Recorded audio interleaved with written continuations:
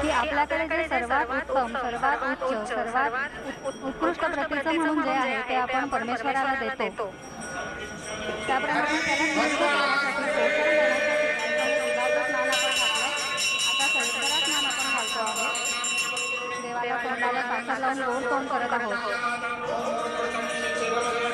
विठुरायाचं हे ध्यान कसं आहे तर ते राजाचे सुकुमार मदनाचा पुतळा असा हा विठुराया आहे. त्याच्या छातीवर वैजयंती माळ रोवतो आहे. चंदनाची उंची लावलेली आहे. पांडुरंगाच्या तेजापुढे प्रत्यक्ष सूर्यचंद्रही विकून जातात. सर्वस्व देणाऱ्या मेघासारखा तो सावळा आहे. त्याच्या कपाळावर तिळक आहे. माथ्यावर ज्ञान आणि सद्गुणाच्या रंगांनी निर्मित असा मुकुट आहे. त्याच प्रकाशात तो भक्तांना नांदाळतो आहे. ही स्वयंभू बालुकामय मूर्ती आपण पाहत आहोत. ही 108 सेंटीमीटर उंचीची बालुकामय मूर्ती आहे. आपण या मूर्तीला अभिषेक करतो आहोत. शर्करा स्नान घालतो आहोत.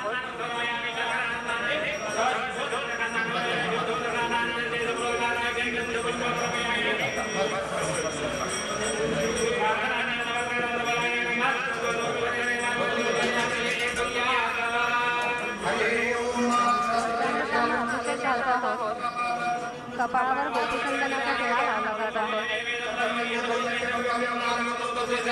आपण रुग्णानं विठोबाला आंघोळ घालणार आहोत. हे दृश्य मोठं विलोभनीय दिसतंय बघा. म्हणजे तान्हा रामचंद्र दूध पिताना मुखातून आलेला ओघळ हृदयापर्यंत आला तेव्हा मोरोपंत म्हणतात, मंदाकिनीचा गगनी प्रवाह तो चंद्रप्रभा पांडुरकाय वाहत होतो. आता इथे तर प्रत्यक्ष सगळा मेघश्यामच दुधानं माखून जातो आहे. दुधानं ढवळतो आहे. तर त्याचं सौंदर्य ते काय म्हणतात. दुधानं अभिषेक होतो आहे पांडुरंगाचा.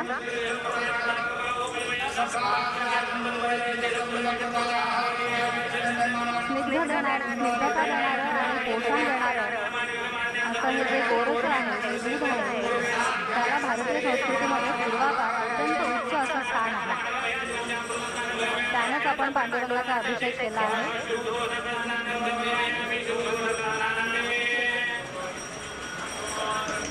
विठ्ठलाच्या मूर्तीवर शिवलिंग आहे. पाठीवर शिंग आहे.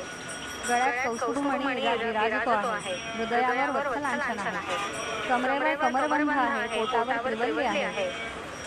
या मूर्तीला पाहून कोणा भक्ताचं ध्यान त्यामध्ये गुंग होणार नाही, त्यामध्ये मग्न होणार नाही, कोणता भक्त असेल तो.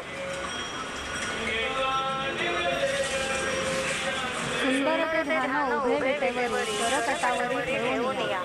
मकर कुंडले तळपती श्रवणी कंठी कौस्तुभमणी विराजित. गळ्यात तुळशीहार तांबे पितांबर आवडे निरंतर हेती ध्यान. तुका म्हणे माझे एकी सर्व सुख पाही नकरी मुख आवडे. अशी आहे ही श्री विठ्ठलाची सहज सुंदर मूर्ती. ती गर्भगृहामध्ये प्रतिष्ठापित केलेली असल्यामुळे ती अचल आहे. असा तो निश्चल योगमुद्रेतला विठोबाराया. ही स्वयंभू मूर्ती ही भावतत्व दर्शनाने ज्ञानमूर्ती आहे. दर्शन रूपाने योगमूर्ती आहे. तर भावदर्शनाने ही भगवत मूर्ती आहे.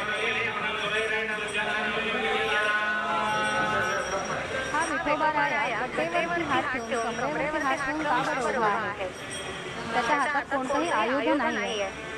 त्याचा वरदमुद्रेतलाही हात नाहीये. कोणतंही आयुध हातात नसलेला असा हा विठुराया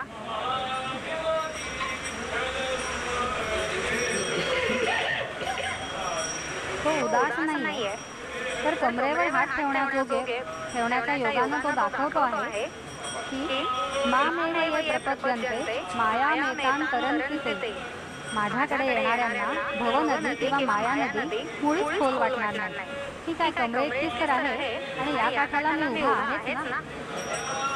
माझ्यावरती निर्धास्त होऊन कोणाही भक्तांना कुशाल या भवसागरामध्ये उतरावं आणि सर्व मायेवरती विजय मिळवत परब्रह्माची म्हणजे माझ्याशी एकरूप होण्यासाठी माझ्याकडे यावं. मायेला अविद्या असं म्हणतात. अविद्या म्हणजे अज्ञान.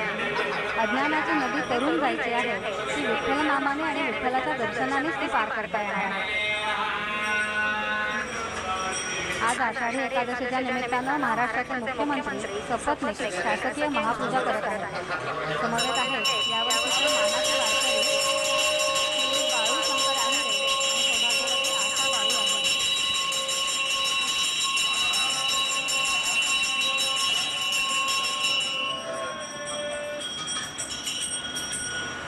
पंढरीची वारी आहे माझे घरी आणि न करी तीर्थव्रत.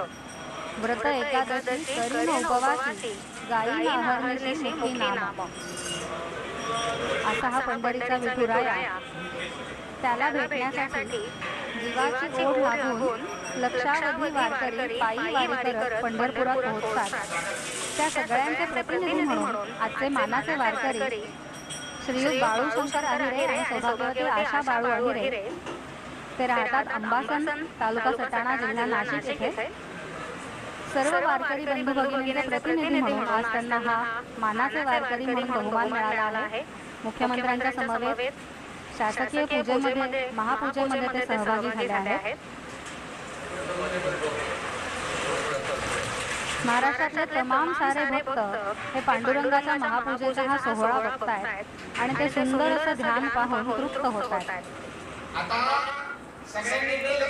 विठ्ठलाला पाहिलं की त्याचं वर्णन करण्यासाठी संतांचे शब्द पुढे सरसावतात आणि ते तात्विक पातळीवर अद्वैतात जातात.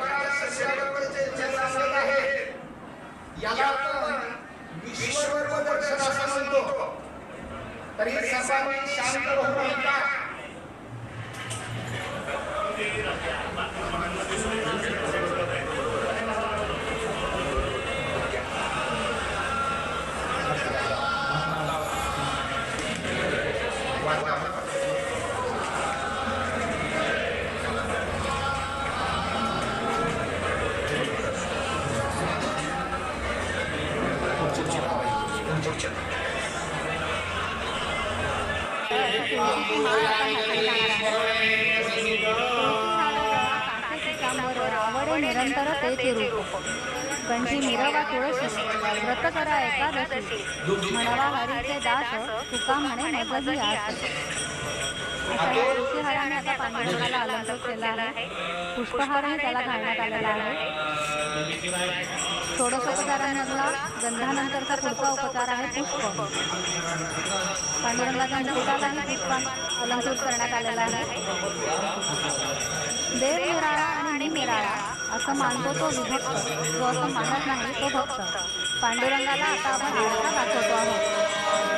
खरं म्हणजे साऱ्या विश्वामध्ये ज्याचं प्रतिबिंब पडलं आहे असा त्याला आरसा दाखवायचा. हे किती विलोभनीय आहे. स्वतः कसा दिसतोय हे त्या आरशात पाहावं आणि आरशात पाहून संबंध जगाला विश्वरूपाचं दर्शन घडवावं.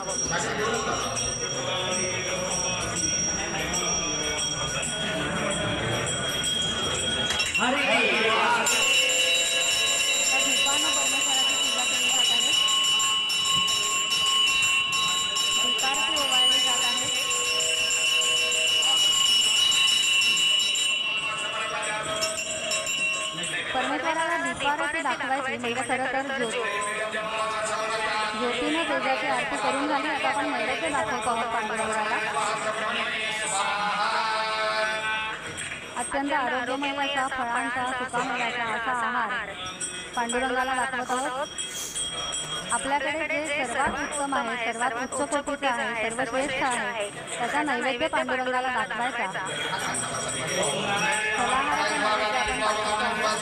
आरोग्यपूर्ण संपन्न अशा समाजाच्या निर्मितीसाठी त्याने आपल्याला फळांचं दान द्यावं अशी कुठेतरी सुप्त प्रार्थनाही आपण करतो.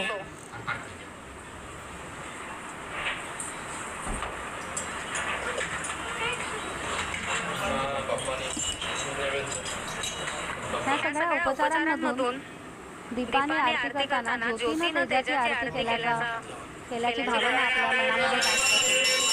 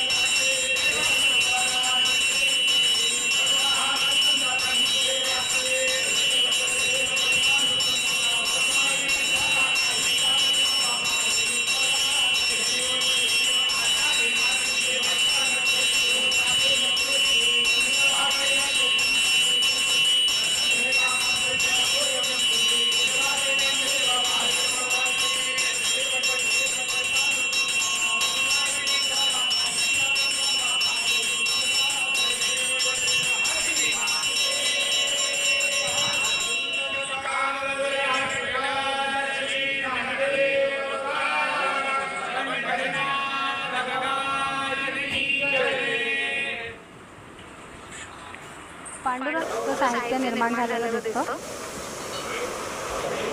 तुळस अशी पांडुरंगालाही प्रिय आहे, तसंच तुळशीच्या गुणधर्मांसाठी ती आता आपण रुक्मिणी मातेलाही अर्पण करतो आहोत. आजची फुलं हे उद्याचं निर्माल्य असलं तरी आज त्यांच्याकडून मिळणारं जीवन, त्यांच्यातला रसरशीतपणा, त्यांच्यातलं मांगल्य हे आपल्याला लक्षात घ्यायचं आहे.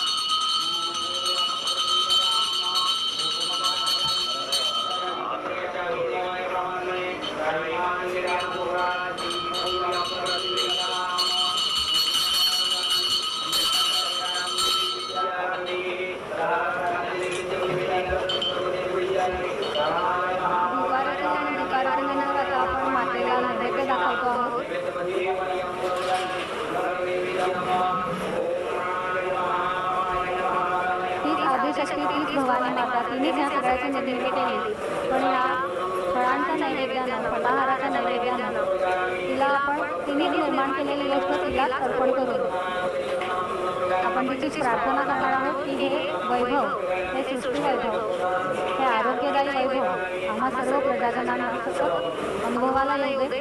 त्याने आमच्या आरोग्याचं रक्षण होऊ दे आणि तू अशी आमच्या मागे निर्मितीची शक्ती म्हणून, सृजनाची शक्ती म्हणून आमच्या पाठीशी उभी राहा. लोकसाहित्यामध्ये एक छान रुक्मिणी मातेला आता वस्त्र अर्पण केले जात आहे. मानाचे वस्त्र पूजा करणाऱ्या दाम्पत्याकडून मातेला अर्पण होत आहे.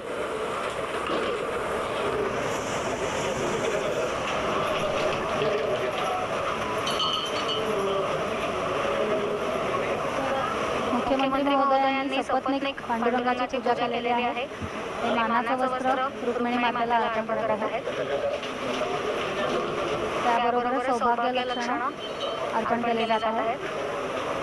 मानाचा वारकरी दाम्पत्यही सोबत इथे आहे. रुक्मिणी मातेच्या पूजेमध्ये सहभागी झाला आहे. मानाचं वस्त्र देत आहे. मातेला अलंकार अर्पण करण्यात आलेले आहेत. सौभाग्य अलंकार आपण मातेला अर्पण करतो आहोत. आणि सद्भाग्याची ओटी राज्यातल्या प्रत्येक महिलेच्या, आपल्या प्रत्येक भगिनीच्या पदरामध्ये सौभाग्याची, सद्भाग्याची ओटी पडावी अशी प्रार्थना आपण करतो आहोत.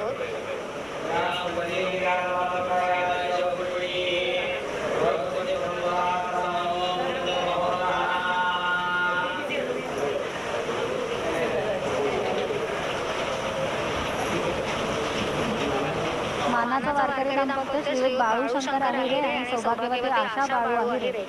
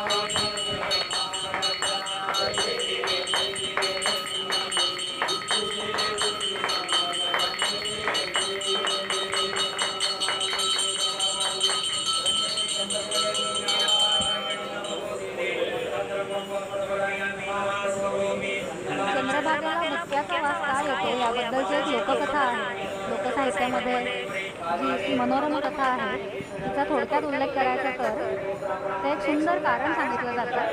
रुक्मिणीनं धुणं धुती देवा विठ्ठलाच्या झगात, रुक्मिणीनं धुणं धुती देवा विठ्ठलाच्या झगात, अबीर बिट्ट्या त्याग वास सुटला चंद्रभागा.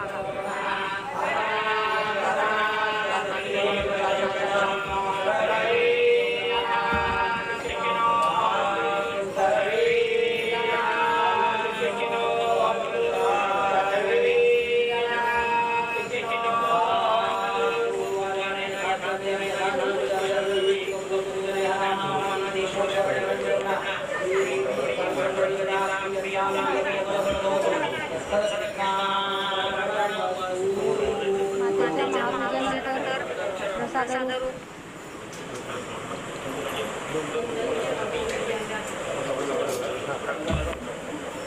आनंद ह्या दोन्ही दाम्पत्यांना मिळालेला आहे.